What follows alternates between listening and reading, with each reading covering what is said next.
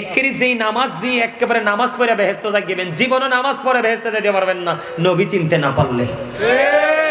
একেবারে কোরআন তেলাওয়াত করেন, কোরআন তেলাওয়াত করেন, জীবনে কোরআন তেলাওয়াত দিয়ে জান্নাতের চেহারা দেখবেন না নবী চিনতে না পারলে। আল্লাহ বলেছেন ইউদিল্লু বিহি কাসীরা ওয়া ইয়াহদি বিহি কাসীরা। আল্লাহ কোরআন দিয়ে কাউকে হেদায়েত দান করেছে, কাউকে আবার পথভ্রষ্টও করেছে। সবার কোরআন পড়া এক, নবীর প্রেমিকদের কোরআন পড়া কাজে লাগবে, নামাজ কাজে লাগবে, যদিও অল্প হয়। তার মানে আমি বলছি না যে আপনারা আমল করবেন না, আমার কথা কি আপনারা বুঝতেছেন? খাবার কি দিবে জানেননি? কোরআন এসেছে বন্ধু জাক্কুম। এই বর্তমানে খুন্তা গ্রামের জমিনে যদি একটা ফোঁটা জাক্কুম পড়ে রে, গোটা পৃথিবীর মাটি বিষাক্ত হয়ে যাবে, কিয়ামত পর্যন্ত কোনোদিন কোনো শস্য জন্ম হবে না। এইটা জাহান্নামী নবীর দুশমন, যারা নবীর অর্ডারকে অমান্য করে করে নোংরা কাজে লিপ্ত ছিল, তাদের জন্য খাবারটা দেওয়া হবে। সামনে আনতে দেরি দাঁতগুলো খসে পড়ে যাবে। সরিষা পরিমাণ একটা ফোঁটা জাক্কুম পেটের মধ্যে ঢুকতে দেরি রে, দুই পায়ের মধ্যখান দিয়ে সব কিছু লিকুইড হয়ে বের হয়ে যাবে জুসের মতো।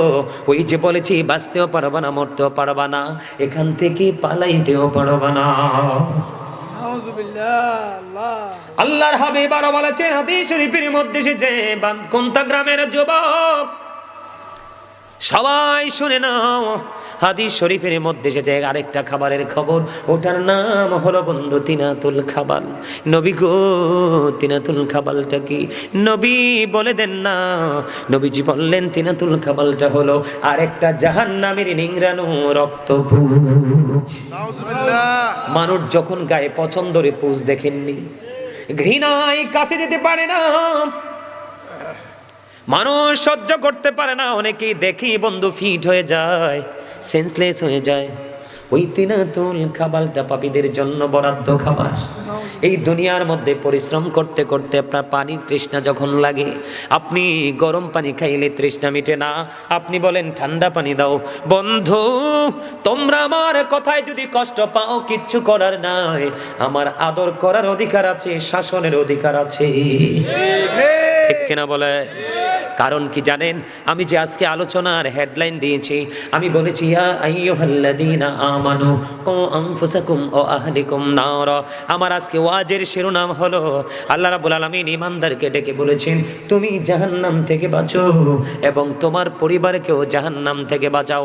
আমার বাড়ি বুড়িচং থানা ভৈরবপুর গ্রামে, আর আপনার বাড়ি যদিও লাকসাম খুন্তা গ্রামে, আমরা আহলে সুন্নাতুল জামাতের অন্তর্ভুক্ত, আমাদের পরিবার কিন্তু একটাই।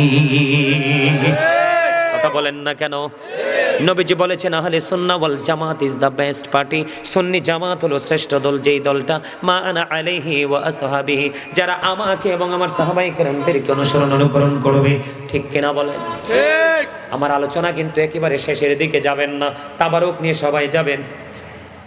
বন্ধু আমার দিকে নজর দিয়ে তাকান, আপনার আমার প্রাণের নবী জানিয়ে দিয়েছে হাদিস শরীফের মধ্যে এসেছে, বন্ধু আপনি যখন ওপারে যখন পানির তৃষ্ণা লাগবে, এক উত্তপ্ত গরম পানি মাথা দিয়ে ঢেলে দেওয়া হবে, ভিতর থেকে সব কিছু লিকুইড হয়ে বার হয়ে যাবে। সবচেয়ে কম আযাব হবে আগুনের এক জোড়া জোতা। এই আগুনটা দুনিয়ার আগুনের মতন নয়।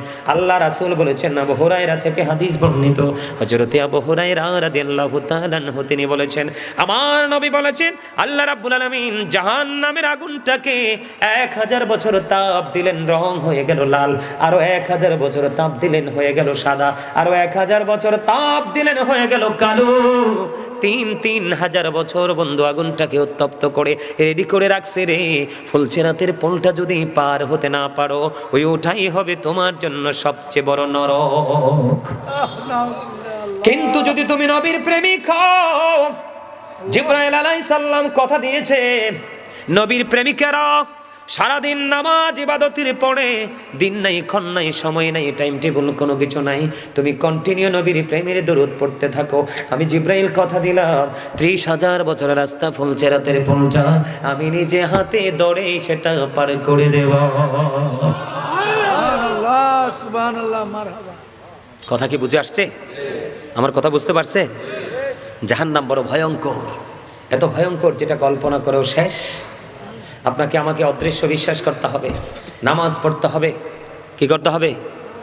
এবং আপনার আমার সাধ্য অনুযায়ী আল্লাহর সন্তুষ্টির জন্য মসজিদ, মাদ্রাসা, বিয়েতে, রাস্তাতে, যেখানে জনকল্যাণ সাধিত হয়, সাদকায়ে জারি হিসাবে যেটা অনন্তকাল আপনার আমল নামায় যেতে থাকবে, সেই ধরনের আমল দানও কিছু করতে হবে। ঠিক না ঠিক?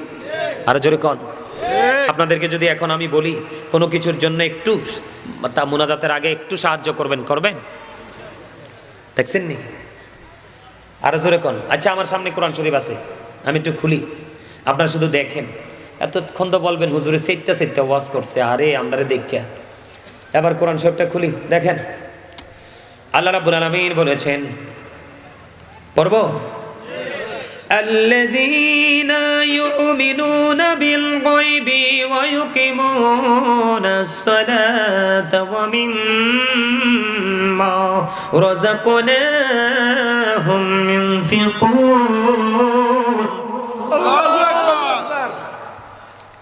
আল্লাহ কইছে, আমি কিছু কইছি? পড়ছি রে কার কথা? আল্লাহর কথা। আল্লাহ বলেছেন সাবধানে ওরাই, মুমিন ওরাই, ঈমানদার ওরাই কারা?